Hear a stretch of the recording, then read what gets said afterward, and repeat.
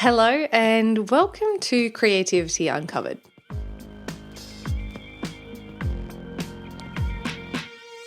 My name is Abby Gatling and I am on a journey to uncover how everyday people find inspiration, get inventive and open their imagination. Basically, I want to find out how people find creative solutions at home, at work, at play and everything in between. And as always, my goal for this podcast is that by the end of it, you'll be armed with a whole suite of tried and tested ways to summon creativity the next time you need it. Now, this episode is going to be a little bit different. It is going to be a solo episode with just myself and my thoughts. And I wanted to make this episode to cover off on a topic that kind of plagues me. And I think it plagues me because I see so much of myself in it.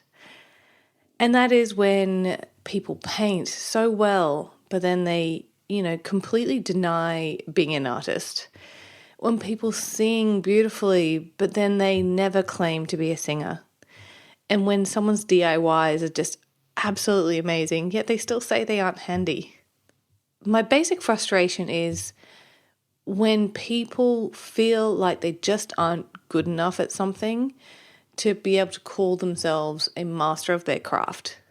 And I'm guilty of that. And I guess that's why it frustrates me so much.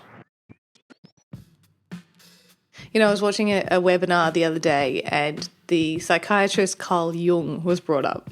And which is not unusual. He actually has a fair bit of work on creativity and the unconscious mind, and it's very interesting. I encourage you to have a look into it. But, I hadn't thought about Carl Jung for a long time because, who does think about him on the regular? But after that podcast, it just sort of reminded me of this other famous quote that he said, which was, "Everything that irritates us about others can lead us to an understanding of ourselves." And so when I was thinking about this episode, I was like, God, that quote literally just sums up how I feel about this. I just get so frustrated that people are constantly downplaying their awesome creativity. And I think that it irks me so much because I also do it.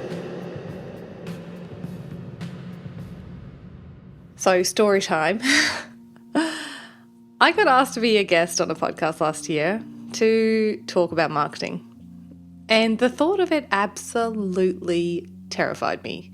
It made me break out in a cold sweat. And after I was asked, I was sort of like running through every worst case scenario that may happen on the podcast. And there was things like, what if I get asked a question and I wouldn't have a clue how to answer it? What if they might ask me something extremely technical and I get flustered and I say the wrong thing? Or then I'd just be literally too squeaky to be on a podcast and no one would want to listen to it. And so basically I was 100% doubting my skills and my ability in this area, in marketing. And I've been working in marketing for such a long time. And I've been running my own business since 2019. And I've delivered countless presentations and training sessions. And I've helped literally hundreds of businesses during that time. So, of course, I have something to say and I have value to contribute. But the idea of being asked to be on a podcast and not knowing what's coming up in terms of the questions asked literally made me freeze.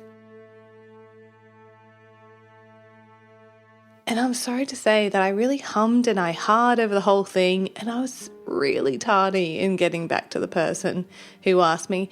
And eventually it just kind of went away. And I didn't do the podcast. And then I just sort of sat back and I was like, whew, I dodged a bullet here because I'm not going to be found out that I am a giant fraud. Seriously, my imposter syndrome was absolutely raging, 100%. So I kind of just like put it to the back of my mind, and I told myself, I'm not ready for that yet. I don't know enough about it. I need to research more. Maybe I've been too much practice, and I need to get back into looking at research papers and reading books and articles, or maybe take a course before I can legitimately be a person on a podcast talking about marketing. So it went away, and I just didn't think about it anymore. And that was probably about 12 months ago. It was last year sometime. And, 12 months later, lo and behold, I now have my own podcast. It's surprising, right? Well, it's not that surprising because I actually partly have this podcast because I seriously regret not taking that opportunity. I regret it. I do. And look, I know I can reach back out to them and ask them to be on the podcast again. But I regret it not because I think it was going to be me missing out on a major career opportunity. It could have been that, or it may not have been that. It could have just been a fun day. But really my biggest regrets are thinking back on the situation and how I managed it. It was just so not aligned with my personality. And for those of you who know me, you know that I don't stray away from the hard stuff. I generally push myself to the edge and I jump into scary situations with both feet. And I'm usually excellent at closing the loop. My communication is good. So there's just so many levels of disappointment in my managing of that situation. Because for some reason, I let my imposter syndrome win that battle. I ghosted the guy who asked me to be on the podcast and I didn't go ahead with it. So I guess that's why when I see this happening with other people, it really does frustrate me. And it's why I felt compelled to do this episode. So here it is. This is from me to you. Let me reframe it for you. Even if you think you may not be good enough at painting, singing, DIY, problem solving, whatever your area of creativity is, I'm here to say that you are. You are good enough because you're out there doing it and you're giving it your best. And you're trying it day after day, week after week, and slowly honing your skills. You're showing up, and that is so much of the process. You're not ghosting it and running away like I did. So it really doesn't matter whether you make money out of it or what you're producing is 100% perfect. That doesn't even factor in it. If you are painting and you enjoy it, you're an artist. If you're singing and it makes you feel alive, you're a singer. If you act, you are an actor. It could go on forever, but like for example, if you do manage to do something amazing and DIY in your home, you're bloody awesome. And I want a few tips, seriously. And for me, I have to think about this and put it back and think like I wouldn't have been asked to be on that podcast unless they knew that I was dang good at what I do. They believed it in me. I just needed to believe it myself. So here I am sharing my regrets over imposter syndrome and making a commitment to you that I'm not going to let it hold me back again. I'm certainly going to try to not let it hold me back again. No one is perfect. But I'm also committing to you to be your biggest cheerleader when you're feeling just a little bit out of your depth and you feel like an imposter. And finally, I guess this is also an apology to the podcaster who took a chance on me. I'm super sorry for ghosting you. Yeah, it's very awkward and I'm sorry. And I would love the opportunity again if you would like to do it. This episode is really about encourage you to stop waiting for the moment to feel like you've mastered it. Stop waiting to be recognized by others and to try and squash that internal imposter syndrome. Because you're worthy, I'm worthy, you're enough, and I'm enough.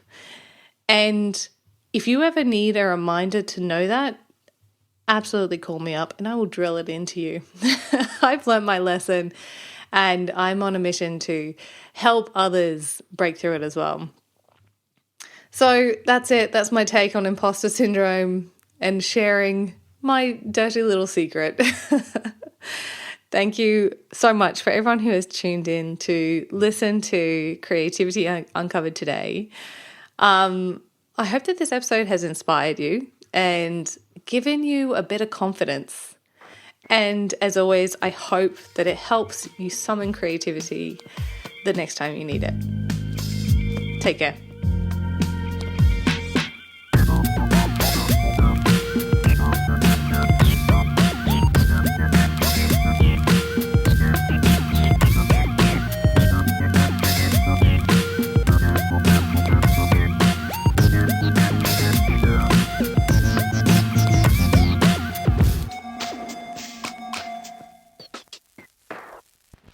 If you've made it this far, a huge thank you for your support and tuning into today's episode. Creativity Uncovered has been lovingly recorded on the land of the Cubby Cubby people, and we pay our respect to elders past, present, and emerging. This podcast has been produced by my amazing team here at Crisp Communications, and the music you just heard was composed by James Gatling. If you liked this episode, please do share it around and help us on our mission to unlock more creativity in this world. You can also hit subscribe so you don't miss out on any new episode releases.